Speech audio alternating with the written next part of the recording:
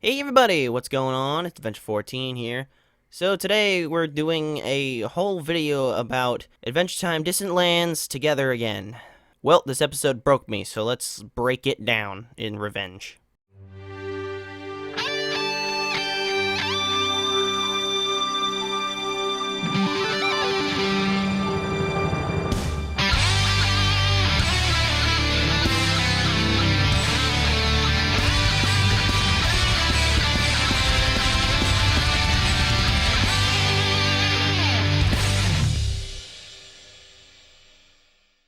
So to make this video make any sense, you're probably going to have watched this episode, just as a warning. Though I assume if you're watching this video, you've probably watched the episode, because this is like a review type deal and talking about it and overall discussion and tearing it to pieces. Finn and Jake are actually dead. They're super, super dead, and that made me really, really depressed. Like, I knew they had to die at some point and that they were probably gone, given that Shermie and Beth are around, and they look a whole lot like Finn and Jake, which I believe is probably their reincarnation, the both of them. Which we weren't 100% sure if Beth's reincarnation kind of was like, if it was Jake or not, like Beth was Jake, but apparently it probably is, because they look very similar, and Jake got reincarnated at the end of this episode as well.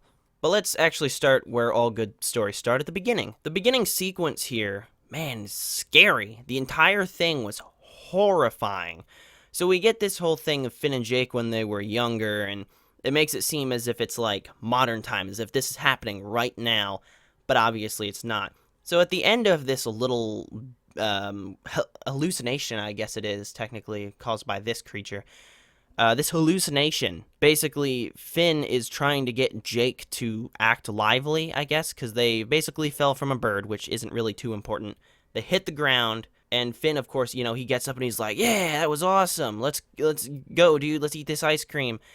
And basically Jake is like non-responsive, and then this grave appeared that just says rest in peace on it, and Finn's like, what is that doing there? And Jake starts crawling towards it in this like kind of dead looking like one-armed crawl, and Finn of course is like, well, what are you doing? And Jake's like, well, this is where I am supposed to be.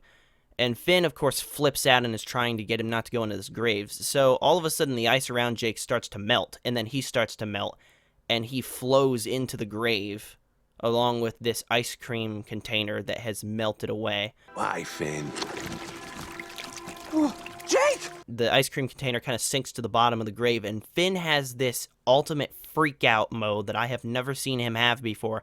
He just starts like crying and weeping and like freaking out and like digging at the water, trying to like find Jake or something, screaming at the sky, just like a total breakdown. And I would like you to either see or rewatch this little bit, because I want you to be as traumatized as I am when I talk about all of this. This isn't happening! Not now! Not again! Not...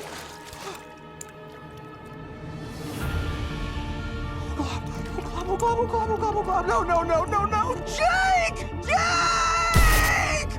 So this whole scene is obviously kind of weird imagery the entire time. And what I think this scene probably means is the whole deal with the 50 flavored ice cream is that they're supposed to go to the 50th Dead World together. That was the entire plan.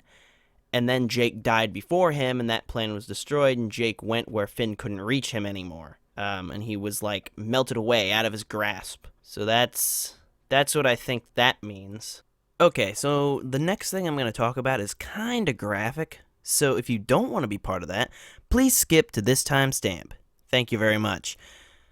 So some people may be wondering how Jake died, like actually died.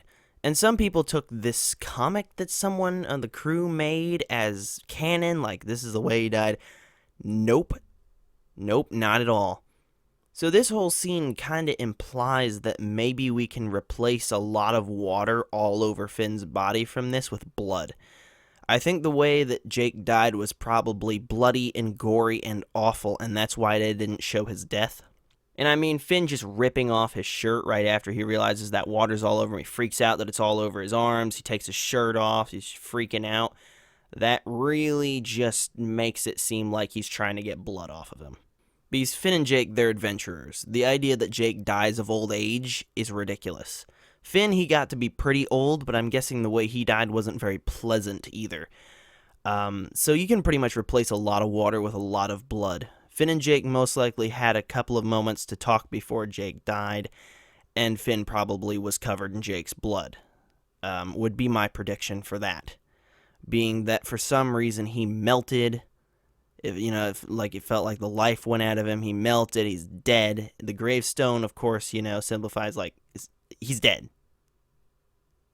So I'm guessing that a lot of the water and stuff, Finn trying to scoop up the water in his hands, was probably blood or guts, him trying to put Jake back together. That kind of horribly gruesome stuff. You can tell me what you think about that in the comments. I don't like it. If you notice, I kind of have like some slip-ups and stuff. I'm not editing this part much because it's a little insider bit for all of you guys who maybe are a little more serious about this than most. They don't want to hear about this, so, That's some good water. Or blood. How are you guys doing? You doing good?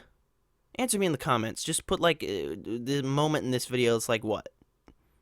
It's going to be 3 minutes something, 4 minutes something. Who cares? Anyway, put the timestamp this is in the video and be like, I'm doing great, my guy, if you feel like it in the comments. You can do it.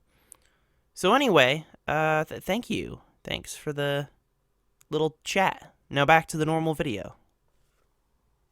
So the next sequence of this episode is that Finn is in this cave with a bunch of other people and these weird alien-like creatures that attach to you and feed off of your pleasant memories. They kind of put you into like a half paralysis state, so you can't really do much.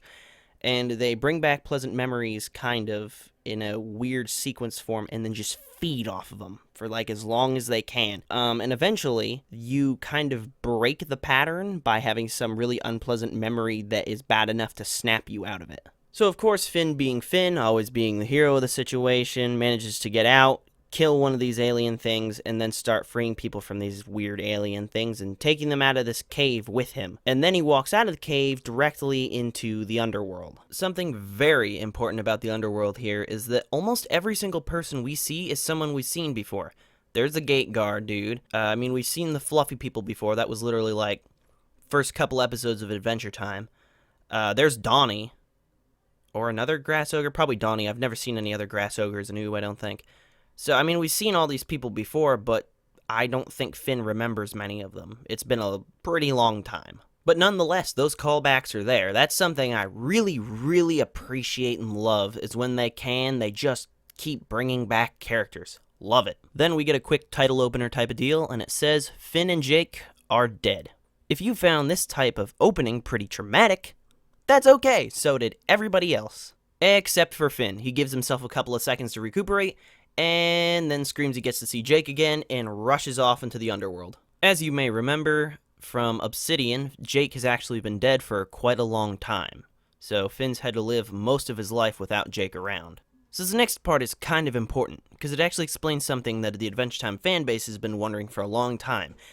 When you die in Adventure Time, what exactly happens? Because there's been talk of reincarnation and like 50th Dead Worlds and 37th Dead Worlds and the Underworld and the Nightosphere and all this stuff, and nobody knows where people are going. Like, what is the deal? What do you have to do in life to get to a 50th Dead World instead of a 37th? It seems that when you die in Adventure Time, there are some different things that can happen to you. But your starting is going to the Underworld. Then you go into the Underworld and you get yourself kind of a case manager or a clerk or whatever to answer any questions you may have about being in the Underworld, like, hey, I'm dead, what's next? So it seems when you die, you get your manager and your clerk and everything, and they give you a ticket. And the ticket takes you to the dead world you're supposed to be in, and it seems that the world you're supposed to be in to start working your way up to the 50th dead world, which is the best thing, is how at peace you were with your own existence in life, or something of that sort. Because the level 1 dead world is, like, very unpeaceful. It's all, like, horrible stuff and, like, animals attacking you all the time and, like, all this crazy, horrible, awful things. And the further you go up, the more peaceful it seems to get, for the most part. And then when you get to the 50th death world, it's, like, ultimate enlightenment, and you're, like, at peace, and you concentrate on nothing but, like, your own peace and, like, pure bliss. And it seems once you enter this plane, it's very hard to care about anything on the outside or anything but your own state of mind of total calm, peace, and serenity. So, of course, Finn, being Finn, isn't happy with this because he doesn't know where Jake is or what's going on or if the place he's going Jake is in or not or what. So, he's just getting more and more mad, and he finally gets told by Mr. Fox, who is his quote-unquote caseworker, kind of like Beetlejuice, his caseworker, that there is new management, that there's new death. So he, of course, goes like, okay, well, we need to go talk to new death. And, of course, Mr. Fox is like, no, that's probably a bad idea, and tries to stop him, but Finn just goes to Death's castle and goes to talk to new death. He gets beaten up on by the guards a little bit and told that he can't go inside. And then, after a little bit, another guard shows up, and the guard is Tiffany, who ended up being a cop in the underworld, which seems out of character to me, and Finn also mentioned that that was kind of weird. So Tiffany helped get him in. He goes in to talk to New Death. New Death is just kind of a jerk, so Finn doesn't really get too far with him. So Finn tries to fight New Death. Of course, that doesn't go well because he's Death, and you can't hit Death. It's old Adventure Time rules, alright? You just can't hit Death. It can't be done. You can't hit him. You can't kill him. But if you do somehow manage to kill him, you become him, like I said.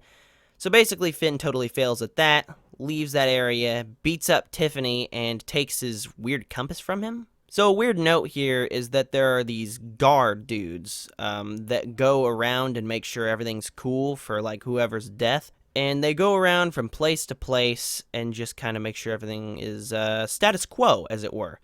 And to get around, they have this weird compass thing that has, like, an opening eye on it that has, like, holes in the side, and each side is almost like a whistle. And if you blow the whistle in the correct way, it's like different notes of a whistle, you go to a certain dimension. And it's like a world-finding compass, if that makes any sense, which sounds like Pirates of the Caribbean. I don't know if anybody remembers that one. Jack Sparrow was trying to, like, you know, find, like, you can find, like, treasure or whatever your deepest heart's desire with this weird compass thing. It's like that, but dimension jumping. So Finn jumps around for a little bit, doesn't find anything too awful interesting. And back in Death's lair, he's just kind of thinking up a way to get Finn to be useful by opening the 50th Death World, which apparently he can't get to, and the couriers, or the guards with the compass things, can't get to either. And the way that works is the way that these worlds are designed is that you can kind of cheat and go from like 1 all the way to 49, but you cannot go to 50. And the reason that you can't go to 50 is that you're not content with where you are and you're trying to go to 50. If you try to go to 50, you can't go to 50 because you're not content with what you're doing and where you're at. So you can't be content enough to make it to 50.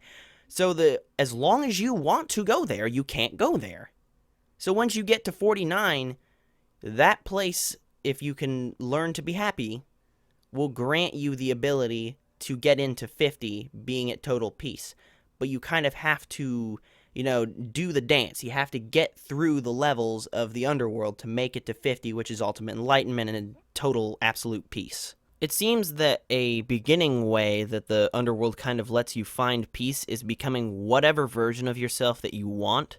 And that means that, like, Finn basically kind of transformed throughout a bunch of versions of himself, including Shoko, the comet, him as a baby, a butterfly, this pink goo that is, like, kind of an earlier version of whatever Princess Bubblegum came from.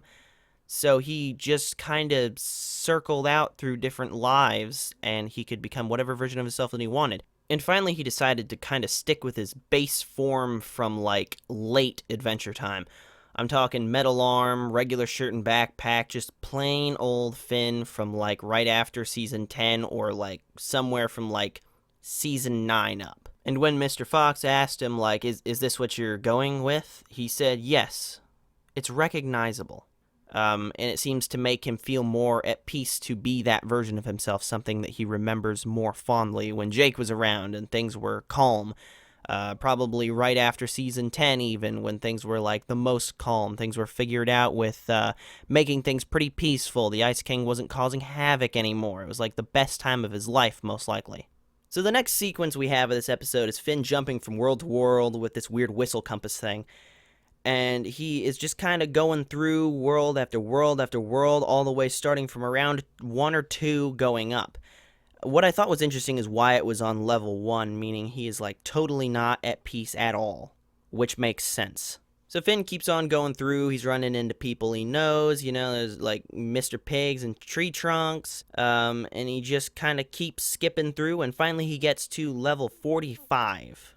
Finn, in frustration that he's used basically the whole whistle pipe thing, is about to throw it, but then is interrupted by his father from behind him, who yells something. I couldn't make it out for some reason.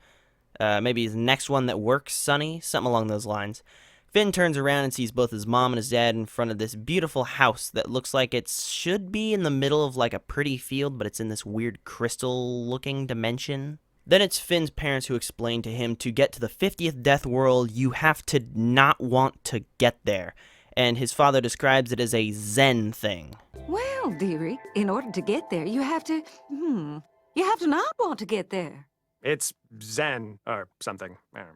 So Finn, of course, just tries to reverse his thoughts and be like, no, I don't want to go there. I do not want to see Jake. And that doesn't work because he's still not at peace.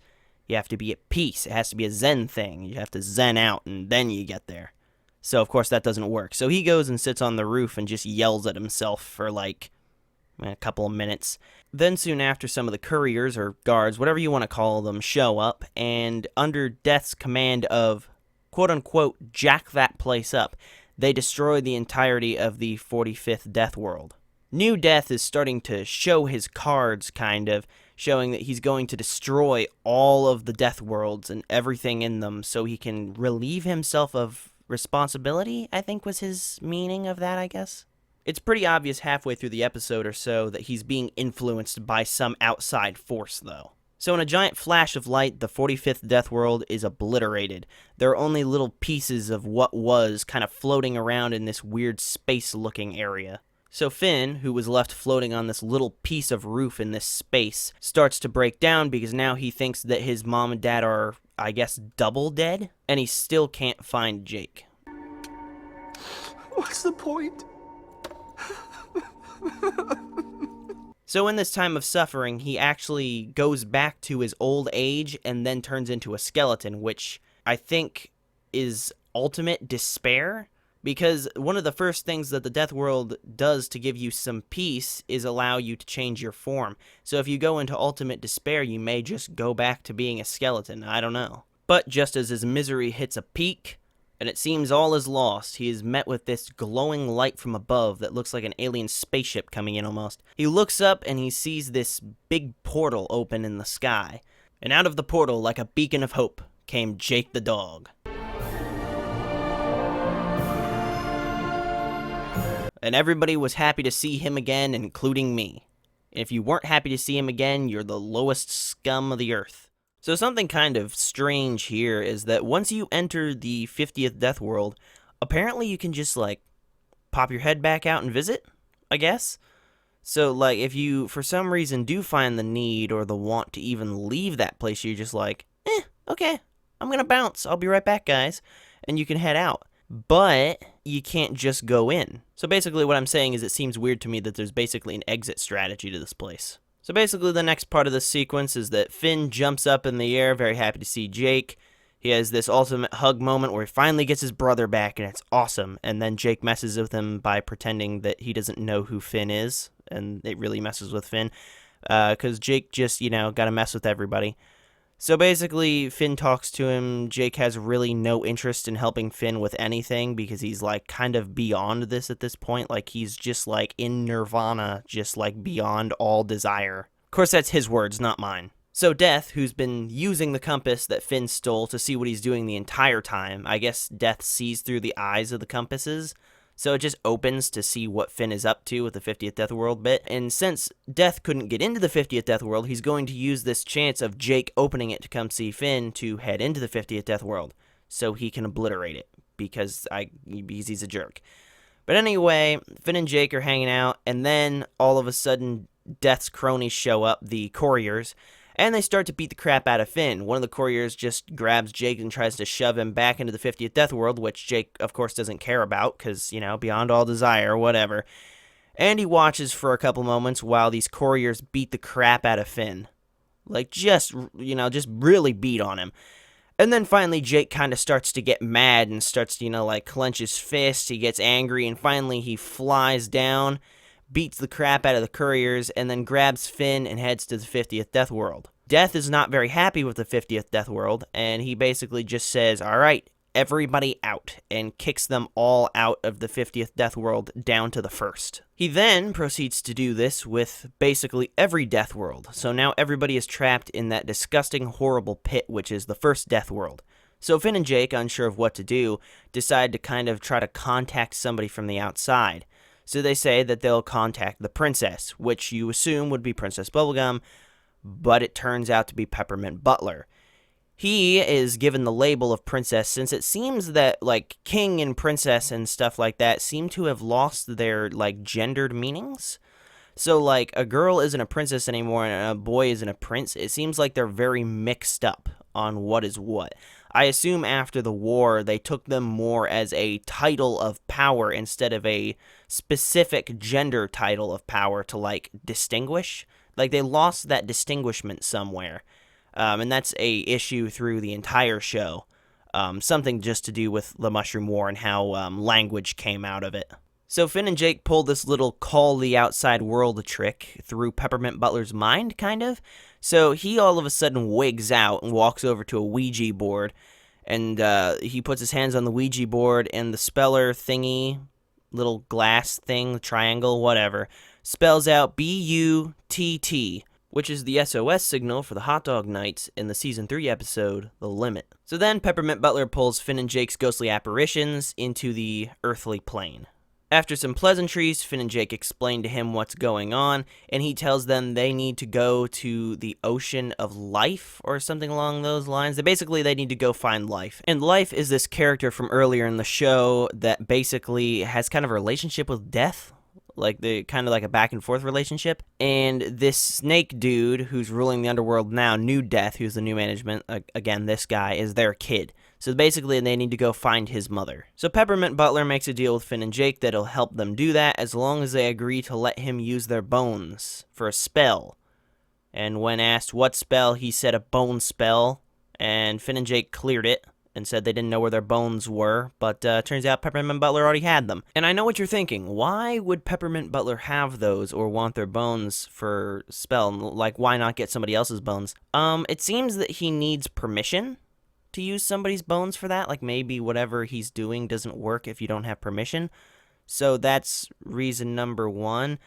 And two, I'm assuming if he needed to resurrect Finn and Jake for any reason, as long as they weren't reincarnated, he could do it. So after Finn and Jake agree, Peppermint Butler goes and gets a candle and explains to them that if he lights the candle, they'll go to where Life is, and they will stay there as long as the candle burns, but the candle is almost out, so they don't have much time. So three things that I want to talk about from this last couple minutes of the show is, one, the Candy Kingdom has vastly changed, and I find that pretty interesting. I may have to do kind of a advanced studying video on what exactly changed there in at a different time. Another thing is that I think the statue shown here of Princess Bubblegum may have been made by one of the Banana Guards, because it was shown that one of the Banana Guards had a really good talent for making statues at the end of Season 8 or so. And some of you may wonder why Peppermint Butler is the ruler now. Like, where's PB? Is she gone? Is she dead? She's not dead. She is somewhere, I assume, living with Marceline.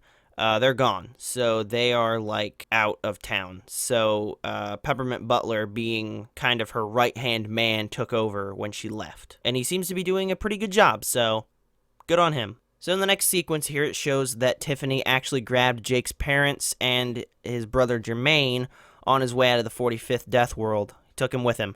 So now he has them tied up back in his apartment. And he's, for some reason, pretending that they're all different Jakes, kind of. And he's like, Jake would be so happy if he see me taking care of all of his Jakes. And basically he decides that he's still not happy, though, and that he has to go get Jake, which he didn't want to do, but now he's going to have to go get him. Something interesting here is I can't tell if Tiffany feels guilty that he didn't try to get a hold of Jake or, like, see Jake or anything because they were friends, or if he's just trying to make himself happy by having Jake around. I really can't decide which. It could be both. So in the next sequence, Finn and Jake appear in Life's ocean. It's kind of an ocean type of deal, and somehow a fire burns underwater. I don't know.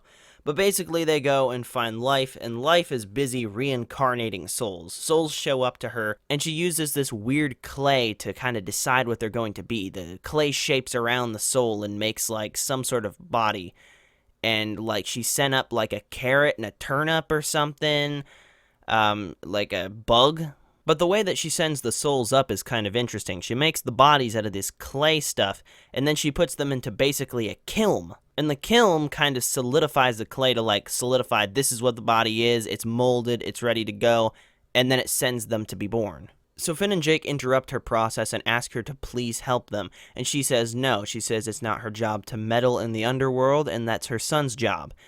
And then all of a sudden her kiln shuts down, and souls cannot be sent back to reincarnate anymore. So Life gets super confused, and Finn has to explain to her that New Death is also shutting down all reincarnation, stopping anybody from coming in or going out. And she absolutely flips out. She starts talking about that he's taken her purpose away from her, all this crazy stuff. So she basically breaks off this stick thing, and then she goes and gets some of her clay, creates a weird snake around it, and then gives it the kiss of life. So she gives this stick to Finn and Jake and explains to them that it can in fact kill death. And she's also about to warn them of the cost of use, but then the candle that Peppermint Butler had lit to let Finn and Jake go there ran out. So Finn and Jake then regain consciousness in Dead World 1. Almost immediately, some monster comes up and tries to eat them, and Tiffany kills it. Tiffany then busts them out of Death World 1 and takes them to death. So something really cool and funny in this next scene is Finn and Jake try to disguise themselves to get past the guards by disguising themselves as their old lives, which is the tiger and Shoko. So Finn's just like, yeah, I'm a mysterious newcomer. And Tiffany just tries to play it off like they're new recruits. Of course, this doesn't last for very long, because Jake farts, Finn laughs, both of their faces go back to their normal selves, and then the guards try to, attack them. So Tiffany, being cooler than I thought he was these days, helps Finn and Jake escape and go to Death's place while he then distracts the guards. So Finn and Jake show up to Death's room unannounced.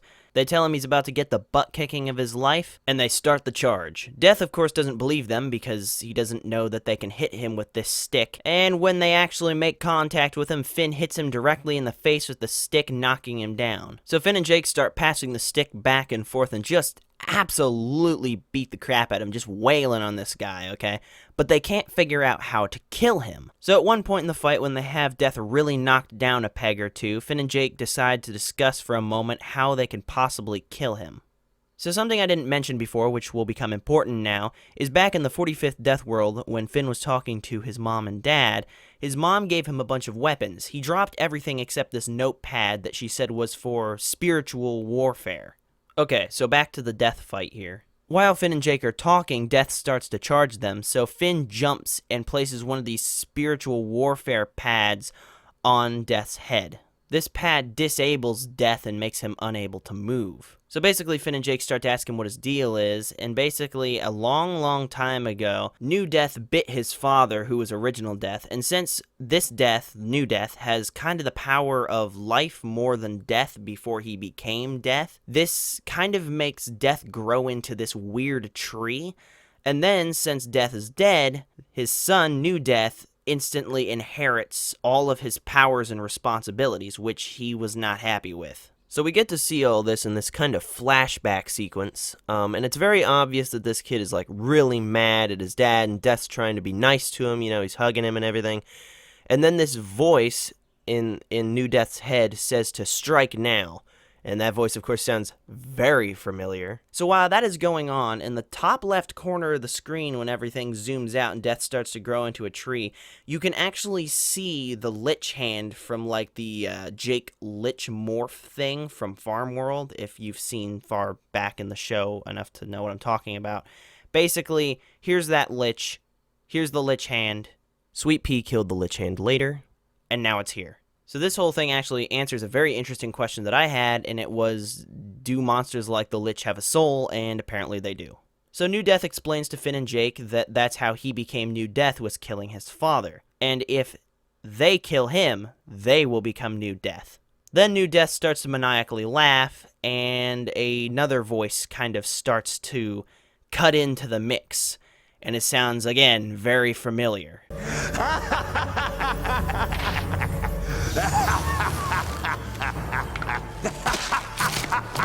Ladies and gentlemen, the Lich is back. I'm happy that we get to have a final Lich fight. This feels very correct for Adventure Time. This feels like we're going out the right way. So Finn and Jake, after having a little chat with the Lich, decide that they need to ice Death right now. And Finn, of course being Finn, goes like, oh, I have to do it. But then Jake just pushes him away and says that Jake will do it, leave it to Big Bro, because Finn's not going to go around harvesting the souls of little bunnies. Finn decided otherwise, that he would do fine harvesting the souls of little bunnies, which I don't think he would either. I think Jake was right on that one. So Finn and Jake start using their various past lives and forms to try to fight each other and take the responsibility for themselves. This was a very short-lived fight, but a pretty awesome one. Finn and Jake beat each other up for a short time, and then this happened. I love you. I love you too. Mr. Fox, who entered the room at the end of that fight, runs over to them and says, like, what are you fighting over, a stick? You're brothers. You're supposed to be a team. And he takes the stick from them. And at that moment, the Lich finishes burning through the spiritual warfare tablet and tries to bum rush them all. Mr. Fox, just on instinct, points the stick at him, but points it the wrong way, seemingly, as in dull end forward. And all of a sudden, the snake on the stick comes to life and launches itself off the stick, getting the Lich directly in the arm with a really bad-looking bite. Just made me wince, because I've been bit by a snake before, and I didn't like it. Then Finn and Jake realized that they were holding the stick by the wrong end the entire time. So let's talk about what happened with Tiffany over all this time. For a short time, Tiffany ran from the guards, and eventually the guards caught him. They took him to the bottomless pit that's inside one of Death's rooms, and they rip his wings off and drop him into the pit. But just then, Jake's parents show up, who manage to get out of his knots and ropes and all that, and they save him, and then beat up the guards. Joshua talks with Tiffany for a moment, and decides to take Tiffany on as kind of his honorary son, to get him on the right path and such. So back with Finn and Jake, they're currently watching little bits of new Death and Lich fall all over the floor. And then they realize that Mr. Fox has killed Death, and Mr. Fox is basically turning into Death. Mr. Fox turns into his own version of Death, and it's pretty cute, to be honest. It got little bunny slippers and a cute robe. A moment later, the Lich's hand appears and tries to tempt Mr. Fox into letting the Lich be his quote-unquote powerful right hand. Jake stomps the Lich hand and then grabs the Lich hand and throws it into, I guess, space? Is that space up there? I don't know. And then Mr. Fox picks up Death's scythe and turns it into a cute little pillow. Honestly, just absolutely adorable. I loved every second of watching that transformation. After that, Finn and Jake's parents show up with Tiffany. Mr. Fox restores all the Death Worlds. All of the souls get these cool pillow things, fly back up to their own Death Worlds, and everything is restored. After seeing that everything is fixed and put back together, Finn and Jake discuss their own places in the Death Worlds. Jake prepares to head back to the 50th, and Finn prepares to settle on the 37th. But then he has a talk with Jake, and he told Jake that when he died, it was the worst thing that ever happened to him, and for the rest of his life, he just kept waiting for the day that he'd finally see him again. So because of that, he wants another shot at life. So Mr. Fox agrees and opens the portal back to life. Jake turns into a weird star thing to fly back to the 50th Death World, and Finn, well, he heads back through the portal to go get reincarnated again. Finn and Jake head their separate ways, but at the last moment, Jake gets very aggravated, turns back to his normal self, and runs through the portal after Finn. After a few moments, Jake catches up to Finn in the portal, and Finn asks Jake why he was coming with him and that Finn had just reached his epiphany. And Jake said that he just wanted to come along for funsies, and that it's great being alive with you. And Finn said, good reason. They fist bump each other, and the episode ends with a nice title card, and I'll let you see it for yourself. It's this. Good reason.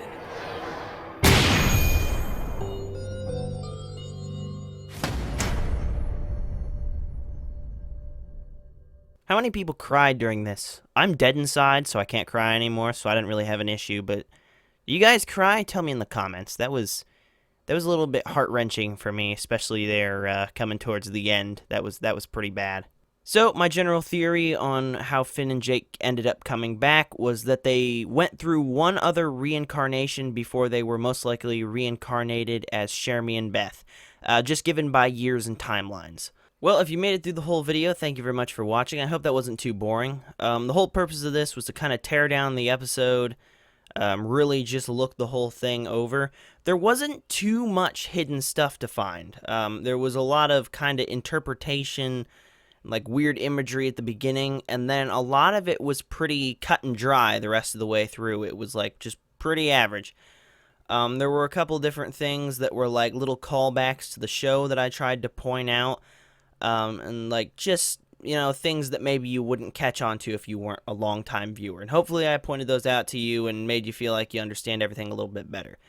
If you like the video, consider liking, maybe subscribe. This specifically I will be making a lot of videos on, I think, because I actually did like this episode pretty well, given that it's a spin-off and everything. And I'll be making some theory videos about a couple different things and some explanation videos to explain to you guys about, like, Finn and Jake's past lives. Stuff if you didn't watch the show for a long time, you just wouldn't pick up on. You wouldn't know where it came from. You wouldn't get it. And you could always get it by just watching the show over again. But if you don't want to do the whole, you know, go through the whole deal, I will be here. So consider subscribing and sticking around. All right, thank you very much, everybody, for watching, and I will catch you in the next one. Thanks, guys. Goodbye. Man, this was a long video. My soul hurts. Hey, you!